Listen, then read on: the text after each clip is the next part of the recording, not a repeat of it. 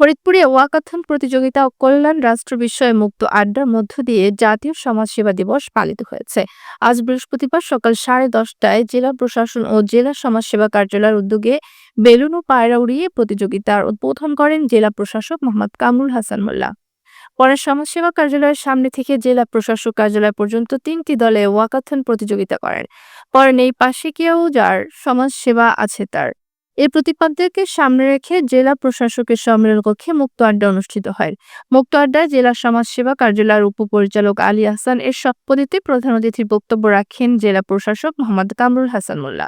বিশেষ অতিথি অতিরিক্ত পুলিশ সুপার শৈলেন চাকমা, বৈষম্য বিরোধী ছাত্র প্রতিনিধি নীরব ইমতিয়াজ শান্ত সহ সরকারি কর্মকর্তাবৃন্দ, এনজিও প্রতিনিধি।